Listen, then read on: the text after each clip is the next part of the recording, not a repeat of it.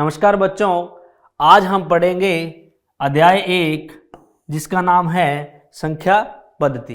तो बच्चों, इस अध्याय को पढ़ने से पहले मैं आपको बता दूं कि इस अध्याय में हम संख्याओं के बारे में अध्ययन करेंगे। जैसे बच्चों प्राकृतिक संख्याएं, पूर्ण संख्याएं और परिमेय संख्याएं और अपरिमेय संख्याएं। तो बच्चों जानेंगे हम कि ये संख्याएं क्या होती हैं। तो चलिए चलते हैं।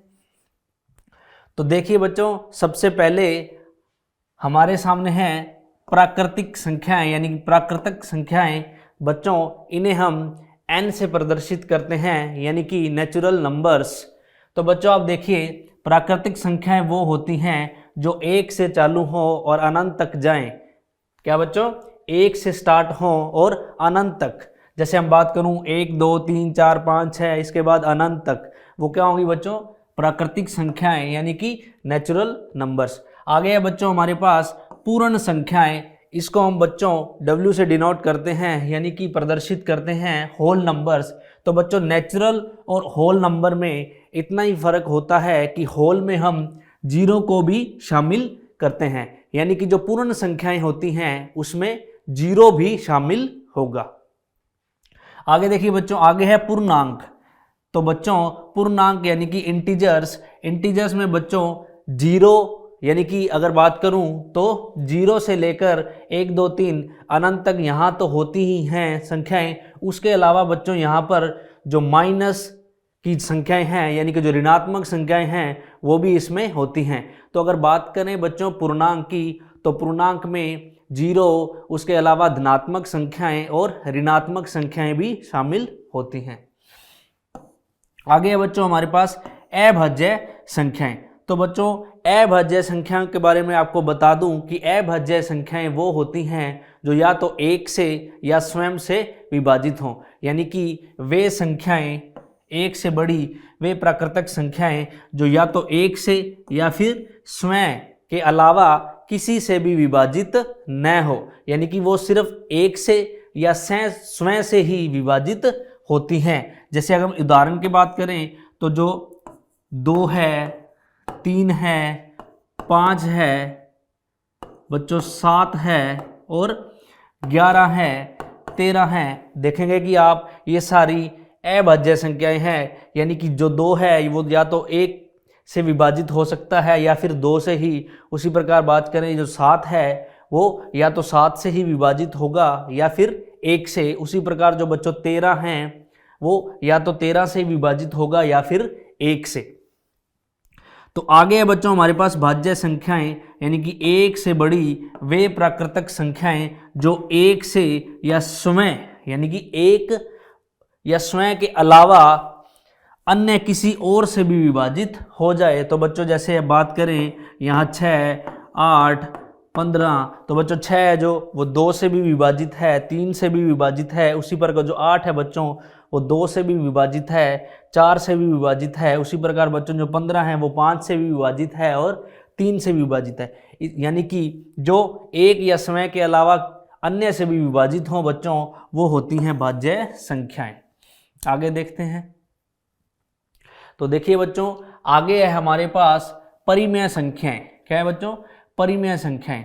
तो बच्चों परिमेय संख्या की अगर मैं बात करूं, ऐसी संख्याएं जिन्हें हम P/Q यानी कि अंश बटा हर, यानी कि अगर हम इसे भिन्न, ऐसी संख्याएं जिन्हें हम P/Q यानी कि P/Q में लिख सकते हैं, और जहां पर P और Q एक पूर्ण अंक हो, यानी कि एक पूर्णांक का मतलब बच्चों एक होल नंबर हो, और जहां पर Q 0 के बराबर ना हो। यानी कि अगर मैं बात करूं P/Q, तो बच्चों जो हमारी ये भिन्न है इसमें जो Q है वो 0 के बराबर नहीं होना चाहिए, क्योंकि बच्चों अगर ये 0 के बराबर होगा तो ये संख्या ही 0 हो जाएगी और वो P/Q में नहीं हो पाएगी। ठीक है बच्चों। उसके बाद है एक परिमेय संख्या का दशमलव प्रसार या तो 7 होता है और या फिर अनवसानी आवृत्ति होता है। तो बच्चों इसका मतलब बता दूं कि मान लो ये हमारे पास लिखा हुआ है 7.125, यानी कि ये दशमलव के बाद जो संख्या है यानी कि वो यहाँ पर खत्म हो जाए, क्या है, जो खत्म हो जाए वो क्या होते हैं बच्चों, परिमेय संख्या होते हैं। इसको बोलते हैं बच्चों शांत, क्या बोलते हैं, शांत। बच्चों इसके अलावा या फिर वो अनवसानी आवृत्ति होता है, यानी कि अनवसानी आवृत्ति का मतलब एक ही चीज बार बार रिपीट होती रहती है। जैसे अगर मैं बात करूं कि 7.33333 या कुछ भी और कह सकते हैं 6.3535, ऐसा किसी भी तरह का बच्चों, या तो वो 7 हो यानी कि दशमलव के बाद जो संख्या है वो खत्म हो जाए वहीं, या फिर अनवसानी आवृत्ति हो यानी कि वो रिपीट होता रहे। ठीक है बच्चों, वो हमारा परिमेय संख्या होगी। ठीक है बच्चों, तो हमने यहाँ जाना जो परिमेय संख्या होती है वो हमारी भिन्न के रूप में होती है, यानी कि P/Q के रूप में होती है। अगर बात करूँ 5/7, तो बच्चों यहाँ पर आप देख रहे हो कि जो 5/7 है वो एक परिमेय संख्या होगी, और जो हमारा 7 है वो नॉट इक्वल्स टू 0 यानी कि 0 के बराबर भी नहीं है। ठीक है बच्चों, आगे देखते हैं अपरिमेय संख्याएं। तो बच्चों अपरिमेय संख्याएं वो होती हैं जिन्हें हम P/Q यानी कि एक भिन्न के रूप में नहीं लिख सकते, और जहां पर P और Q पूर्ण अंक है, P और Q पूर्ण अंक है और जो Q है वो 0 के बराबर ना हो। तो बच्चों यहाँ अपरिमेय संख्याओं में ज़्यादातर हमें रूट के अंदर वाली वैल्यू संख्या देखी जाती है, यानी कि √3 और जो √2 है बच्चों, इसको हम रूट वाली संख्याओं को ज़्यादातर हम ऐसी जो पूर्ण वर्ग संख्याएं ना हो वो संख्याएं बच्चों क्या होंगी, अपरिमेय संख्या। इसके अलावा बच्चों हम देखते हैं कि जो एक अपरिमेय संख्या होती है वो उसका जो दशमलव प्रसार होता है वो अनवसानी अनावर्ती होता है बच्चों। क्या होता है, अनवसानी अनावर्ती। इसका मतलब बच्चों ये हुआ कि ना तो वो शांत होगा यानी कि ना तो वो खत्म होगा और ना ही रिपीट होगा। क्या होगा, ना तो वो खत्म होगा ना रिपीट होगा। अगर एग्जांपल की बात करूं तो 7.158762386 इस प्रकार होगा बच्चों कि दशमलव के बाद जो संख्या है वो ना तो यहाँ पर रिपीट हो रही है और ना ही शांत यानी कि खत्म हो रही है। तो ऐसी संख्याओं को बच्चों हम क्या कहते हैं, अपरिमेय संख्याएं। ठीक है बच्चों, आगे देखते हैं। आगे है बच्चों कि परिमेय संख्याएं, किसी भी दो संख्याओं के बीच में परिमेय संख्याएं ज्ञात करना। तो हमारे पास यहाँ पर है कि 3 और 4 के बीच में 6 परिमेय संख्याएं ज्ञात कीजिए। तो बच्चों जब भी आपको ऐसे पूछे कि 3 और 4 के बीच में कितनी भी परिमेय संख्याएं ज्ञात करनी हैं, तो हमें सबसे पहले देखना है कि कितनी परिमेय संख्याएं ज्ञात करनी है। तो बच्चों उससे एक बढ़ाकर हमें ऐसे लिखना है कि 3 गुणा 6 अगर हमें परिमेय संख्याएं ज्ञात करनी है तो इससे एक बढ़ाकर यानी कि 7/7 का बच्चों यहाँ हमें 3 के साथ गुणा करना है। उसी प्रकार बच्चों फिर हमें 4 का गुणा भी 7/7 से करना है। तो देखते हैं बच्चों, इसका जो होगा 3 7 21 गुणा करने पर 21/7 और यहाँ होगा 28, 4 7 28/7। ठीक है बच्चों, तो इसी प्रकार आप देखोगे कि जो हमारे पास संख्या है 21/7 और 28/7, इसके अंदर यानी कि इसके बीच में जो संख्याएं होंगी बच्चों वो होंगी 22/7, 23/7, 24/7, 25/7, 26/7, 27/7 और 28 तो बच्चों हमें पता ही है। तो ये देखो बच्चों, ये वाली जो 6 संख्याएं होंगी ये होंगी 3 और 4 के मध्य। आप इनमें से किसी को भी चेक भी कर सकते हैं। जैसे मान लो 22/7 है, उसको अगर मैं 22 को अगर 7 से भाग करूंगा तो 3.14 ऐसा कुछ आएगा। यानी कि आप देख सकते हैं जो ये संख्या है ये 3 और 4 के मध्य है। इसी प्रकार बच्चों आप 27/7 को भी चेक कर सकते हो, ये 3 और 4 के मध्य ही आएगी।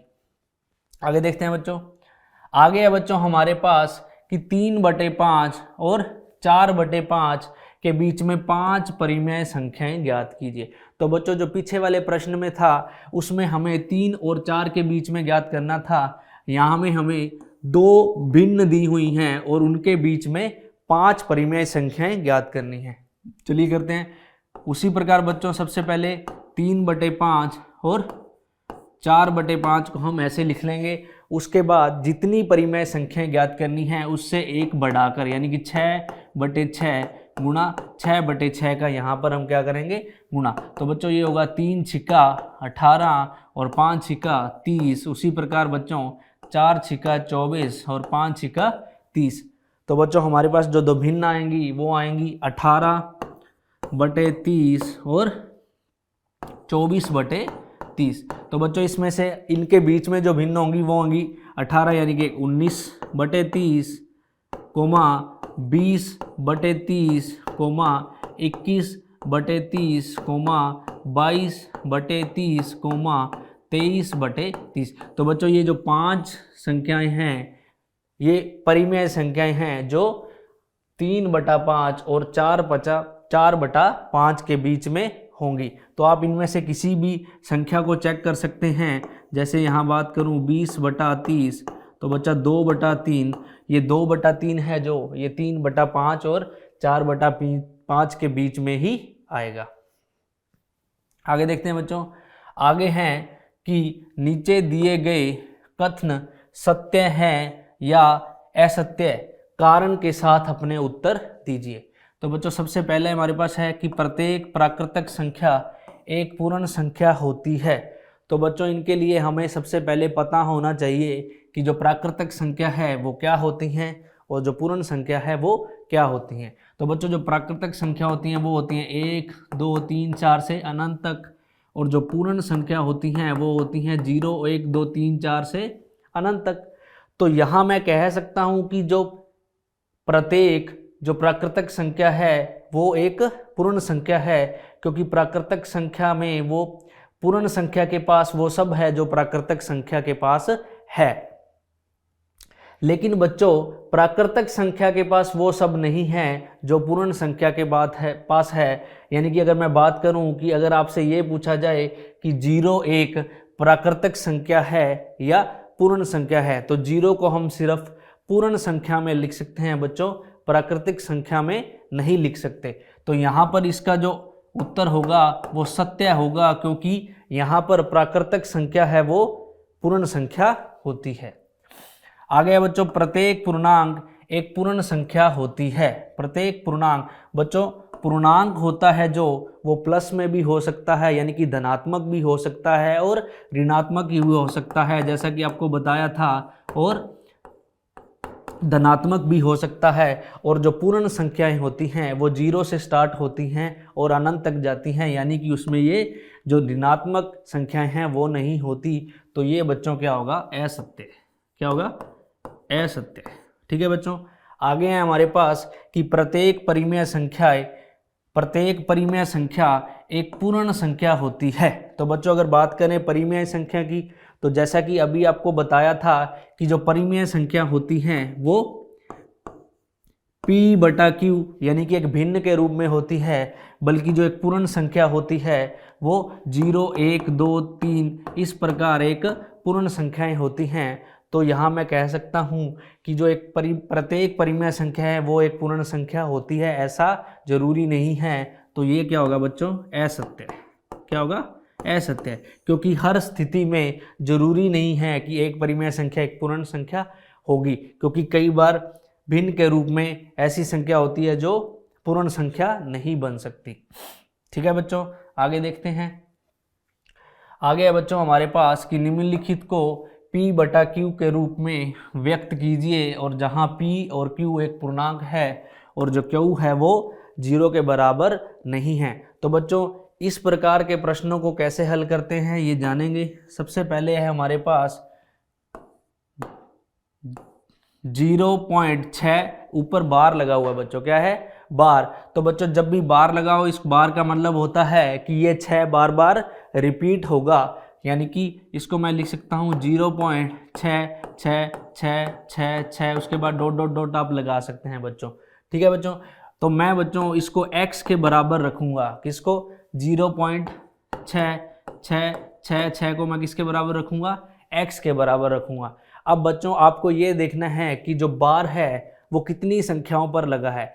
अगर बार एक संख्या पर हो तो हम दोनों पक्षों में, यानी कि जो हमारा बायां पक्ष है और दायां पक्ष है, यदि उस पर हम दोनों साइड में 10 का गुना करेंगे बच्चों, और यदि बार हमारा दो संख्याओं पर है तो उसी प्रकार हम दोनों पक्षों में 100 का गुना करेंगे। और इसी प्रकार यदि बार है वो 3 संख्याओं पर लगा है तो बच्चों हम 1000 से गुना करेंगे। तो जैसा कि आप देख रहे हो यहाँ जो बार है वो एक संख्या पर है, इसलिए मैं दोनों साइड 10 का गुना करूँगा तो ये हो जाएगा 10x बराबर, जब इसका गुना बच्चों 10 से करूँगा तो ये हो जाएगा 6.6666, यानी कि 6.6666, उसके बाद अनंत तक बच्चों। तो बच्चों यहाँ आप देख रहे हैं जैसे कि मेरे पास x का मान है 0.666। तो बच्चों आगे देखिए, क्या मैं इस 6.66 को यूँ लिख सकता हूँ कि 6 + 0.66666? बिल्कुल लिख सकता हूँ बच्चों, क्योंकि 6 में अगर मैं 0.66 जोड़ूंगा तो वो 6.66 ही होगा। तो बच्चों जैसा कि पता है कि ये मेरा क्या है? x है। देखिए यहाँ मैंने माना था तो मैं इसको लिख सकता हूँ 10x बराबर 6 + x। तो बच्चों ये वाला x जब प्लस का इधर आके क्या होगा?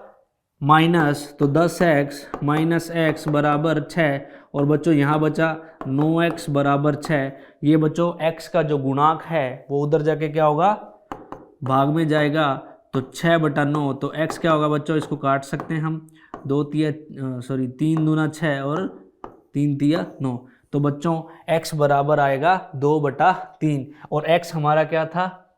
0.66, यानी कि यही एक संख्या थी। तो बच्चों हमने देखा कि किस प्रकार हमने इस संख्या को P/Q के रूप में व्यक्त किया है।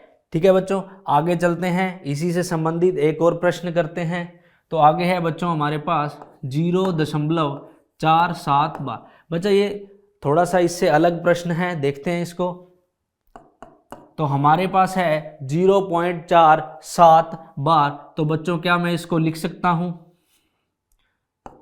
0.477777 ... यानी कि क्योंकि बच्चों 7 पर बार है, यानी कि 7 बार बार रिपीट हो रहा है। तो बच्चों जैसा कि मैंने आपको बताया था कि जब बार एक पर हो हम दोनों साइड में 10 का गुना करते हैं, लेकिन बच्चों यहाँ पर मैं 10 का गुना नहीं करके हमें थोड़ा सा अलग से करना पड़ेगा। देखिए कैसे, क्या मैं इस 0.477 को क्या यूँ लिख सकता हूँ कि 4/10, यानी कि इसमें से मैंने 0.4 को अलग कर दिया। उसके बाद जो बचा 0.7777, उसको भी मैं बच्चों 10 से यहाँ विभाजित कर दूंगा। तो बच्चों जब आप इनको 10 से विभाजित करके और दोनों को जब प्लस करोगे तो हमारे पास यही एक संख्या आ जाएगी बच्चों, 0.47777। ठीक है बच्चों। अब बच्चों मैं x को मानता हूँ 0.7777 को बच्चों मैं मानता हूँ x। क्या मानता हूँ? x। ठीक है बच्चों, तो इधर हम अब देखेंगे, इसे मैं इधर गुणा करूँगा 10 का, तो यहाँ होगा 10x बराबर 7.7777। ठीक है बच्चों, यहाँ पर आपने देखा कि यहाँ 10 का गुणा हुआ तो इधर भी 10 का हुआ, तो यहाँ पर बच्चों आप होगा 10x बराबर, अब बच्चों जो 7.777 है इसमें से मैं इसको लिख सकता हूँ 7 + 0.777। ठीक है बच्चों, तो 10x बराबर 7 प्लस, जैसा कि मैंने x को माना था 0.777, तो बच्चों ये होगा x। उसी प्रकार बच्चों 9x बराबर 7 होगा, और x बराबर क्या होगा बच्चों? 7/9। ठीक है बच्चों, तो x का मान हमारे पास क्या आ गया? 7/9। लेकिन बच्चों जो x था वो 0.777 यानी कि 0.77 था। तो अभी हमने संख्या को, यानी कि अभी हमने इसको P/Q में नहीं लिखा है, क्योंकि x तो हमारा क्या था?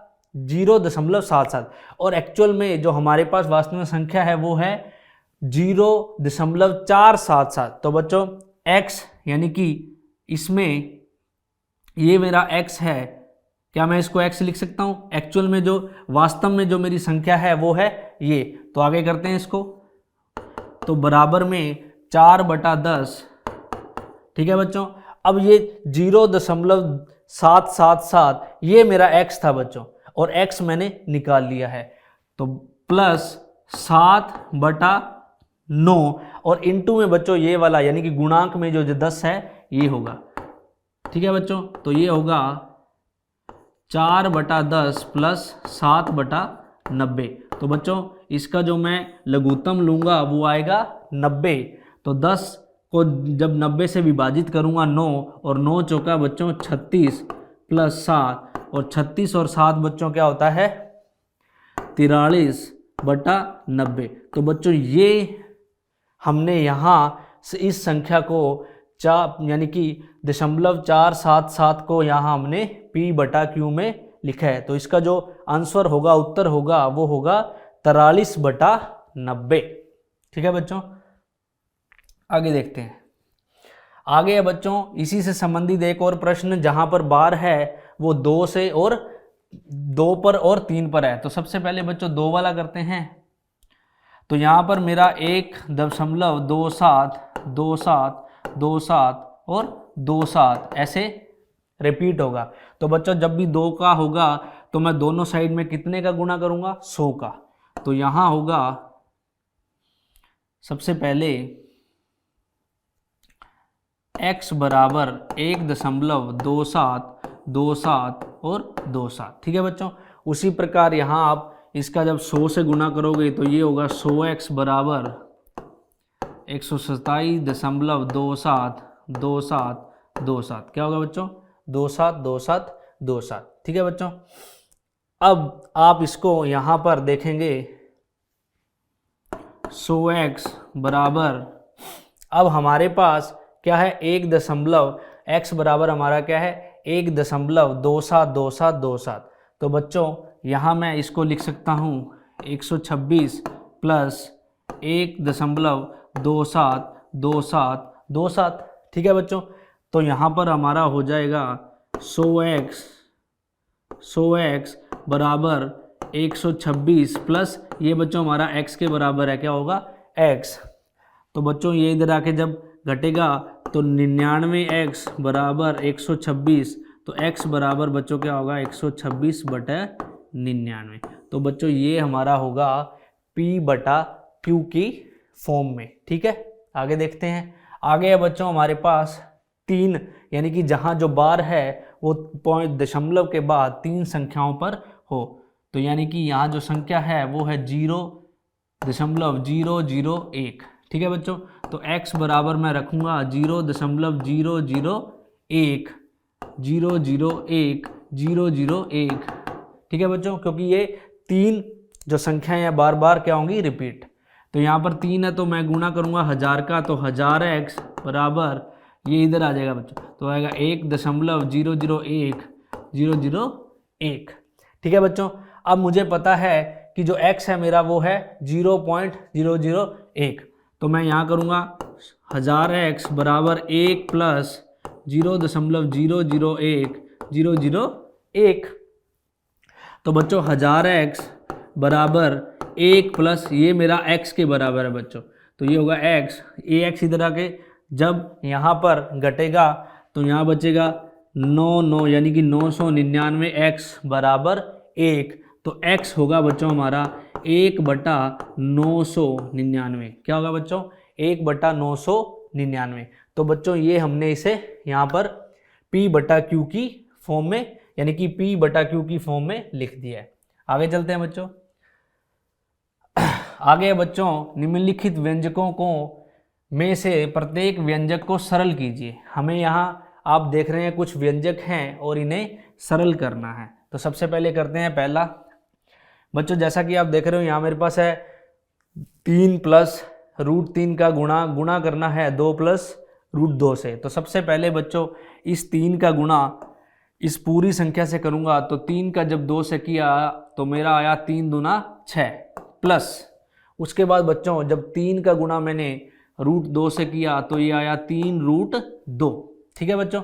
उसी प्रकार बच्चों अब इस रूट का गुना इस पूरे संख्या से करेंगे तो √3 का गुणा जब 2 से करूंगा तो आएगा 2√3। उसी प्रकार बच्चों √3 का गुना जब √2 से होगा तो ये आएगा √6। ठीक है बच्चों। अब यहाँ पर जो सेम संख्या होगी वो एक दूसरे से यहाँ पर जुड़ जाएगी।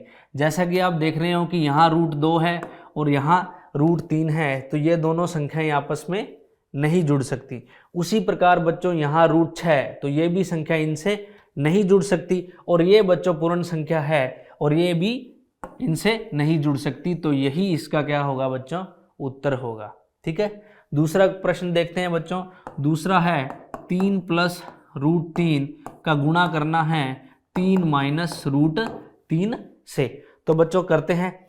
आप देख रहे होंगे कि ये एक बार 3 + √3 हो रहा है और एक बार 3 - √3 हो रहा है। तो बच्चों यहाँ पर एक बीजीय सर्वसमीका लग सकती है कि अगर मैं इसको a मानूं और इसको b मानूं, उसी प्रकार इसको a b मानूं, तो यहाँ a + b हो रहा है और यहाँ a - b हो रहा है। तो बच्चों a + b और a - b होता है a² - b²।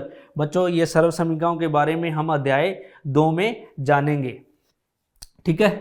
तो a² - b²। तो बच्चों a का स्क्वायर यानी कि 3 का स्क्वायर - b का स्क्वायर यानी कि √3 का स्क्वायर। तो बच्चों 3 का जो स्क्वायर है वो होगा 9 और √3 का जो स्क्वायर होता है बच्चों √3 गुना √3 यानी क्या होगा 3। तो 9 में से 3 जाएगा तो बच्चों क्या होगा 6।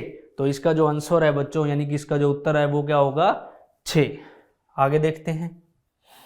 आगे है बच्चों हमारे पास प्रश्न कि √5 + √2 का होल स्क्वायर।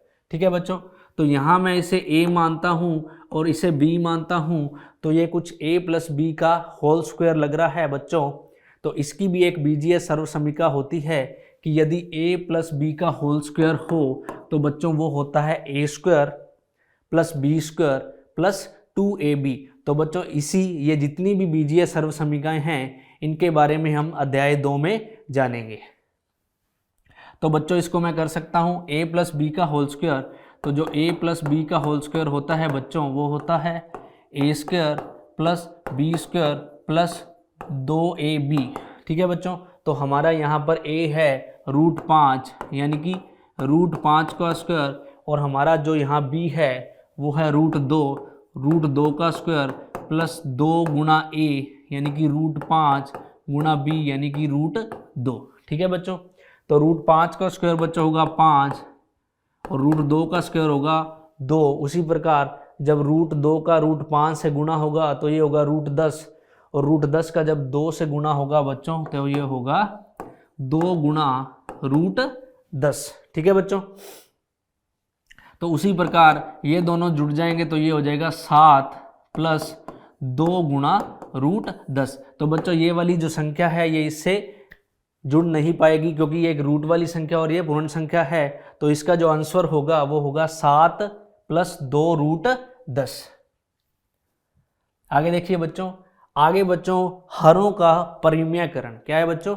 हरों का परिमेयकरण। हरों का परिमेयकरण कैसे करते हैं बच्चों जानेंगे। सबसे पहले हमारे पास 1/√7 का परिमेयकरण। ठीक है बच्चों। जब भी आपको हर में सिर्फ एक ही रूट वाली संख्या हो तो उसका जो परिमेयकरण करते हैं बच्चों वो आप देखेंगे कि जो हर में जो संख्या लिखी है उसका हम ऊपर नीचे यहाँ क्या करेंगे, गुणा करेंगे। जैसे यहाँ हर में √7 है तो इसका ऊपर नीचे यानी कि √7/√7। ठीक है बच्चों। तो ऊपर हो जाएगा √7 और नीचे √7 का जब गुणा √7 से होगा तो बच्चों ये हो जाएगा 7। तो बच्चों हमें वास्तव में सिर्फ हर का ही परिमेयकरण करना था, यानी कि जो हर था पहले वो एक अपरिमेय संख्या थी रूट के अंदर, इसका हमने 7 बना के इसका क्या कर दिया अब परिमेय करने। अब ये क्या है बच्चों, हर में एक परिमेय संख्या है। दूसरा प्रश्न है हमारे पास बच्चों 1/√5 + √2। तो बच्चों जब भी इस प्रकार का कि जब हर के अंदर जो रूट की संख्या है वो 2 हो तो उसको हम देखेंगे कि यदि हर में वो संख्याओं के बीच में जो चिन्ह है वो प्लस का है तो हम ऊपर नीचे सेम यानी कि वही संख्या का गुणा करेंगे, लेकिन जो संख्या होंगी बच्चों वो होंगी माइनस में, यानी कि हर में जो संख्या है उसके विपरीत से हमें यहाँ गुणा करना है। ऐसा क्यों करते हैं बच्चों, बताएंगे। ये इससे गुणा होगा तो ऊपर आ जाएगा √5 माइनस √2।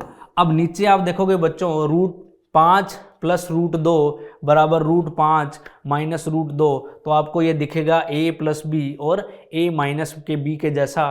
तो यहाँ एक बीजीय सर्वसमीका लगेगी बच्चों a प्लस बी और a माइनस बी, वो होती है बच्चों a square minus B square. तो बच्चों a स्क्वायर यानी कि √5 का स्क्वायर माइनस √2 का स्क्वायर, तो बच्चों ये होगा √5 माइनस √2 और बच्चों नीचे √5 का स्क्वायर होगा 5 और √2 का स्क्वायर होगा 2, तो ऊपर आ जाएगा √5 माइनस √2 और नीचे 5 में से 2 जाएगा तो आएगा बच्चों 3। उसी प्रकार हमने यहाँ पर भी हर को 3 बनाकर यहाँ पर क्या किया है, हर का परिमेयकरण किया है। ठीक है बच्चों, आगे देखते हैं। आगे है वास्तविक संख्याओं के लिए घातांक नियम। तो बच्चों यहाँ पर कुछ घातांक के नियमों के बारे में हम जानेंगे। तो घातांक के नियमों के बारे में आपको बता दूं कि यदि कोई 2 संख्याएं हैं यानी कि a और a और उनके बीच में गुणा का चिन्ह है, ठीक है बच्चों ध्यान से देखिए, क्या है a गुणा a और उनके बीच में कोई भी घात है, क्या है घात b है, मान लो p और q है, तो मैं यहाँ पर कहना चाहूँगा कि यदि आधार समान हो और उनके बीच में गुणा का चिन्ह हो तो जो घात होती हैं बच्चों वो जुड़ जाती हैं। तो मैं लिख सकता हूँ यहाँ a की घात क्या हो जाएगी p प्लस q। ठीक है बच्चों, उसी प्रकार बच्चों आधार अगर सेम हो और बीच में भाग का अगर चिन्ह है तो जो घात होती हैं बच्चों वो क्या हो जाती हैं, माइनस हो जाती है बच्चों। उसी प्रकार बच्चों अगर मान लो यहाँ पर 1/a की घात माइनस p है, 1/a की घात माइनस p है, तो यानी कि अगर हम हर से अंश की तरफ जाएं या अंश की हर की तरफ जाएं तो जो घात का जो चिन्ह होता है बच्चों वो बदल जाता है। यानी कि अगर मुझे इसको ऊपर लेके जाना है तो 1 गुणा a की घात क्या हो जाएगा, धनात्मक p हो जाएगी बच्चों, यानी कि ये ऊपर चला गया। ठीक है, उसी प्रकार बच्चों यदि a की घात 0 है यानी कि किसी की भी घात अगर 0 है तो उसका जो उत्तर होता है बच्चों वो होता है 1। और यदि a की घात 1 है बच्चों तो अगर किसी की भी घात अगर 1 हो तो वो संख्या ही उसका आंसर होती है। जैसे बात करूं अगर 10 की घात 1 है तो इसका जो उत्तर है वो होगा 10। उसी प्रकार पिछले में अगर 10 की घात 0 है तो उसका उत्तर क्या होगा बच्चों 1। ठीक है बच्चों, ये कुछ वास्तविक संख्याओं के घातांक से संबंधित कुछ नियम है, इस पर आधारित कुछ प्रश्न करेंगे बच्चों। तो हमारे पास सबसे पहले है कि निम्नलिखित का मान ज्ञात कीजिए। उससे पहले एक चीज़ और बता दूं बच्चों कि यदि a की घात 1/2 है तो बच्चों इसको हम √a भी लिख सकते हैं। क्या लिख सकते हैं, अगर आपसे कोई कहे 100 की घात 1/2 है तो इसका मतलब वो √100 है और √100 का जो मान होता है बच्चों वो होता है 10। आगे देखते हैं, पहला प्रश्न है हमारे पास 32 की घात 1/5। तो 32 की घात 1/5, तो बच्चों 32 को मैं क्या लिख सकता हूँ 2 गुना 2 गुना 2 गुना 2 गुना 2, यानी कि अगर 2 गुना 2 गुना 2 गुना 2 गुना 2 यानी कि 5 बार लिखूं तो 32 आएगा। 2 दूना 4 दूना 8 दूना 16 दूना 32। तो बच्चों क्या मैं इसको लिख सकता हूँ 2 की घात 5, बिल्कुल लिख सकता हूँ। तो यहाँ पर 32 को मैं लिखूंगा 2 की घात 5 और गुना में ये बैठा है 1/5। तो बच्चों ये 5 से 5 यहाँ कट जाएगा तो 2 की घात 1 बराबर क्या होगा बच्चों 2। तो इसका जो मान होगा वो होगा 2। अगला जो प्रश्न है हमारे पास वो है बच्चों 125 की घात 1/3। उसी प्रकार बच्चों इस 125 को हम तोड़ेंगे तो ये आएगा 5 की घात 3 और ऊपर में इंटू में 1/3 है तो 3 से 3 कैंसिल, तो 5 की घात 1 बराबर क्या होगा बच्चों 5। तो इसका जो मान है वो क्या होगा 5। आगे चलते हैं। आगे है बच्चों हमारे पास निम्नलिखित का मान ज्ञात कीजिए। 9 की घात है 3/2। तो बच्चों जब 9 को हम तोड़ेंगे तो आएगी 3 की घात 2 गुणा 3/2। तो 2 से 2 कैंसिल होगा, तो आएगी 3 की घात बच्चों 3। और जो 3 की घात 3 होती है बच्चों वो होती है 27, यानी कि 3 गुणा 3 गुणा 3, 3 तिया 9 तिया 27। दूसरा प्रश्न है हमारे पास बच्चों यहाँ 125 की घात -1/3। जैसा कि मैंने आपको बताया था कि अगर घात यहाँ माइनस में है तो पहले इसे तोड़ेंगे, तो यह आएगी 5 की घात 3 गुणा -1/3। तो 3 से बच्चों 3 कैंसिल, कट गया, तो यह आया 5 की घात -1। अब बच्चों जब यहाँ घात -1 है तो मैं इसको जब हर में ले जाऊंगा, यानी कि अगर मैं इसको 1/5 की घात लिखूंगा तो यहाँ 5 की घात क्या हो जाएगी बच्चों 1, और 5 की घात 1 क्या होती है 5। तो इसका जो आंसर होगा यानी उत्तर होगा वो हो गया बच्चों 1/5। आगे देखते हैं बच्चों। आगे है कि निम्नलिखित को सरल कीजिए। ठीक है बच्चों, तो निम्नलिखित को सरल कीजिए। तो यहाँ पर 7 की घात है वो 1/2 है, और 8 की घात है वो 1/2 है। तो बच्चों 7 की घात 1/2 को मैं लिख सकता हूँ √7, और 8 की घात 1/2। 8 को हम तोड़ भी सकते हैं बच्चों, लेकिन यहाँ मैं 8 को तोड़ लेता हूँ, तो ये होगी 2 की घात 3 इंटू 1/2। तो 2 की घात 3/2। इसको हम यूँ भी कर सकते हैं बच्चों, इंटू 8 की घात 1/2 है, यानी कि इसको हम लिख सकते हैं √8। और बच्चों √7 इंटू √8 होगा √56। और √56 को हम तोड़ेंगे तो बच्चों 2 28, 2 14, 2 7, तो ये आएगा, और इसको खोलूंगा तो ये आएगा 2 √14। तो इसका जो आंसर होगा बच्चों वो होगा 2 √14। आगे है बच्चों हमारे पास 1/3 की घात 3, और इसकी जो होल घात है वो होगी 7। तो सबसे पहले करते हैं बच्चों इसको। 1/3 की घात क्या है 3, तो बच्चों ये हो जाएगी 1/3 की घात क्या है 3। इसका अंदर गुणा करूंगा तो ये हो जाएगी 1 की घात 7। तो 1 की घात 7 तो 1 ही होगी, और इसी प्रकार 3 की घात क्या हो जाएगी बच्चों 21। क्या हो जाएगी 21। तो इसका जो आंसर होगा 1/3 की घात क्या होगा 21। इसे हमें सरल ही करना था, तो इसका जो आंसर होगा वो होगा 3 की घात 1/21। ठीक है बच्चों, आगे देखते हैं। आगे है हमारे पास प्रश्न कि वास्तविक संख्या रेखा पर √3 का स्थान निर्धारण कीजिए।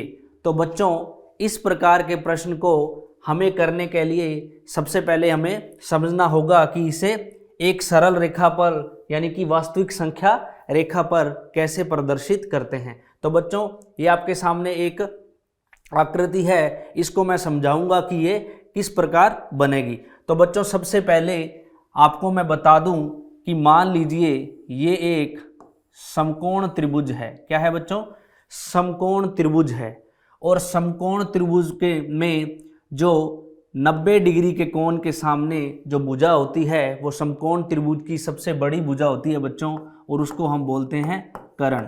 और बच्चों ये हमारा होता है आधार, और ये हमारा होता है ऊंचाई, जिसे हम लंब भी कहते हैं। ठीक है बच्चों, मान लीजिए मैंने इस आधार को 1 सेंटीमीटर मान लिया। क्या बच्चों 1 सेंटीमीटर। उसी प्रकार ऊंचाई को भी मैंने 1 सेंटीमीटर मान लिया। तो बच्चों जो कर्ण होगा वो हमारा होगा, क्योंकि जो पाइथागोरियस प्रमेय है उसके आधार पर जो कर्ण का स्क्वायर होता है बच्चों वो होता है आधार का स्क्वायर प्लस लंब का स्क्वायर। तो बच्चों यहाँ पर आधार मेरा है 1 सेंटीमीटर, तो 1 का स्क्वायर प्लस 1 का स्क्वायर बराबर 1 का स्क्वायर बच्चों होगा 1, और 1 का स्क्वायर है 1 तो 2, और कर्ण का स्क्वायर बच्चों क्या आएगा 2। क्या आएगा बच्चों कर्ण का स्क्वायर 2। तो बच्चों जब मैं यहाँ से स्क्वायर हटाऊंगा तो कर्ण आएगा हमारा √2। क्या आएगा बच्चों √2। तो बच्चों अब मैं आपसे बात करूंगा कि जब हमें √3 को संख्या रेखा पर निर्धारित करना हो, यानी कि उसका जो स्थान निर्धारित करना हो, तो बच्चों उसके लिए सबसे पहले हमें एक सीधी रेखा पर 1-1 सेंटीमीटर के अंतराल के कुछ नंबर डालने हैं बच्चों। जैसे मैंने यहाँ डाल दिया कि 0, उसके बाद बच्चों ये है मेरा 1 और ये है मेरा 2। तो बच्चों आप 1-1 सेंटीमीटर के अंतराल पर इसको डालोगे। तो बच्चों आप इस 1 सेंटीमीटर यानी कि इस 1 इकाई को कितने भी सेंटीमीटर के बराबर ले सकते हैं। मान लीजिए कई बार 1 सेंटीमीटर है वो बहुत छोटा होता है, तो उसकी वजह से जो ये आकृति है स्पष्ट नहीं बन पाती। तो आप जो इसका अंतराल है उसको कितने भी सेंटीमीटर बराबर 1 इकाई मान सकते हैं। मान लीजिए आपने 4 सेंटीमीटर बराबर 1 इकाई माना है बच्चों, तो उसको हम 4 सेंटीमीटर को एक यूनिट यानी कि 1 इकाई के आधार पर मानेंगे। जैसे बच्चों मैंने यहाँ लिया है 6 सेंटीमीटर बराबर 1 इकाई, तो बच्चों ये 6 सेंटीमीटर और 6 सेंटीमीटर को मैंने 1-1 इकाई माना है। अगर मेरा ये 1 है आधार, और उसी प्रकार अगर मेरा जो लंब है यानी कि जो मेरी ऊंचाई है वो 1 है, तो बच्चों जो कर्ण है वो कितना आएगा, √2, जैसा कि मैंने आपको अभी समझाया है। तो बच्चों इसको समझते हैं। तो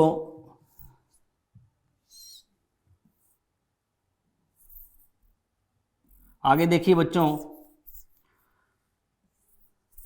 आगे है हमारे पास अब ये एक रेखा जिस पर मैंने ये 6 सेंटीमीटर बराबर 1 इकाई को यहाँ पर अंतराल निर्धारित किया है। तो बच्चों सबसे पहले हमें यहाँ करना क्या है कि 1 सेंटीमीटर यानी कि यहाँ पर खड़े होकर हमें 1 सेंटीमीटर के अंतराल पर खड़े होकर हमें जो अपना जो ये प्रकार है बच्चों, इसको यहाँ से यहाँ पर रखकर बच्चों आधे से ज़्यादा का बच्चों क्या करना है, इसे खोल लेना है। और आधे से ज़्यादा को खोलकर बच्चों यहाँ पर एक चाप लगाना है बच्चों।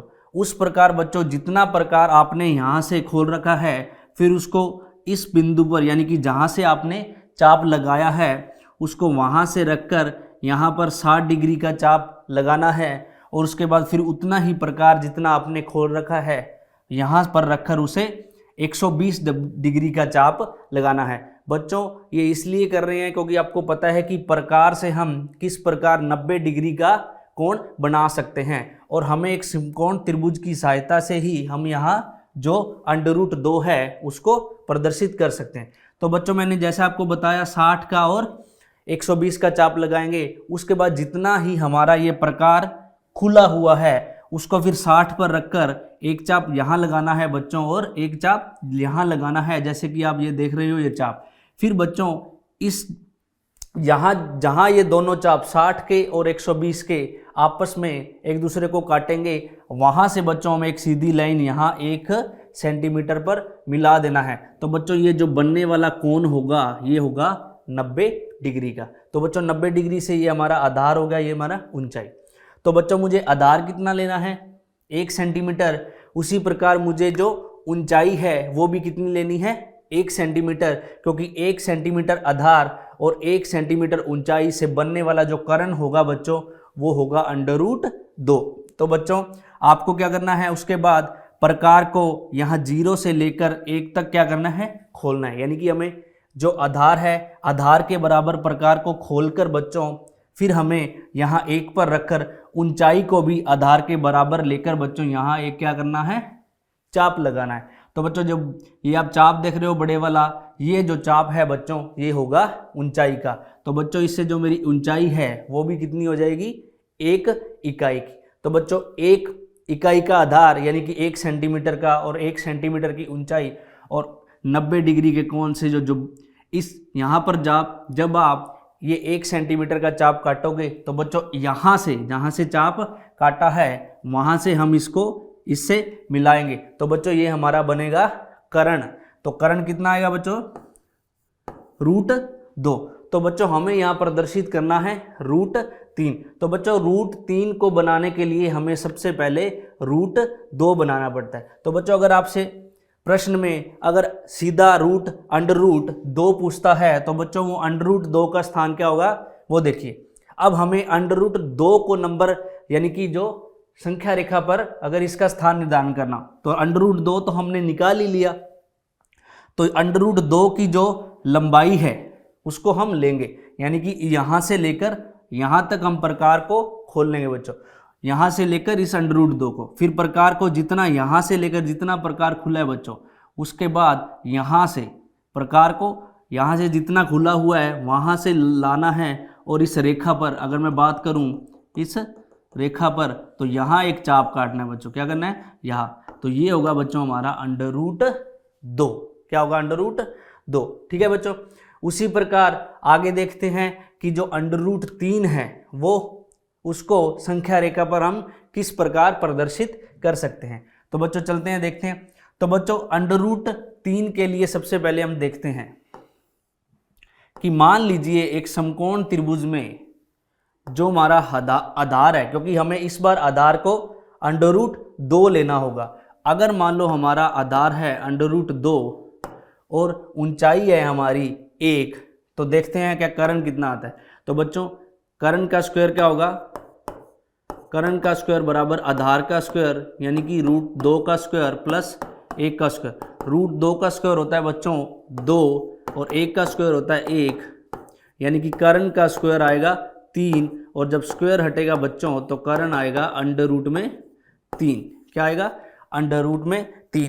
तो बच्चों यहाँ पर एक चीज़ हमें पता लगी कि जब अब अगर हमारा आधार है वो अंडर रूट 2 है और अगर हमारी जो ऊंचाई है वो 1 है, तो हम उससे जो बनने वाला कर्ण होगा बच्चों वो क्या होगा अंडर रूट 3। तो बच्चों यहाँ पर जो हमारा अंडर रूट 2 है इस बार हम इसे आधार माने, तो बच्चों करना क्या है, यहाँ पर प्रकार को रखना है, उसी प्रकार आधे से ज़्यादा खोलकर बच्चों यहाँ पर हमें वापस एक चाप काटना है। उसके बाद बच्चों यहाँ पर यहाँ से फिर जितना प्रकार खुला है 60 का यानी कि 60 डिग्री का, और उसके बाद बच्चों हमें 90 डिग्री का चाप लगाना है, और 90 डिग्री के बाद बच्चों हमें 60 से और इस 120 से 90 डिग्री का चाप लगाना है, और इस रेखा को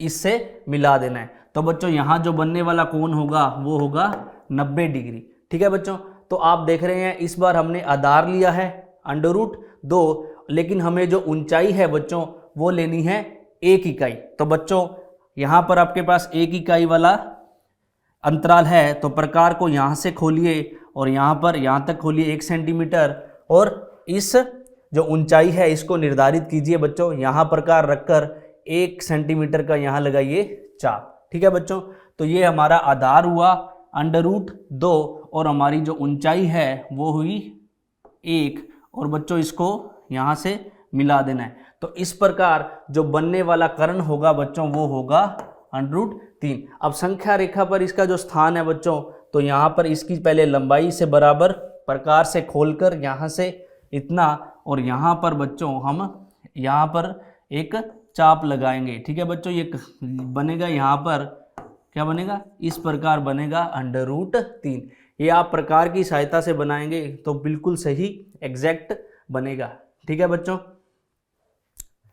तो बच्चों आज हमने अध्याय 1 में पढ़ा संख्याओं के बारे में, जिसमें हमने जाना परिमेय संख्याओं के बारे में, अपरिमेय संख्याओं के बारे में, प्राकृतिक संख्याओं के बारे में और पूर्ण संख्याओं के बारे में। तो बच्चों ये अध्याय यहीं समाप्त होता है, आगे मिलते हैं अगले अध्याय में। धन्यवाद।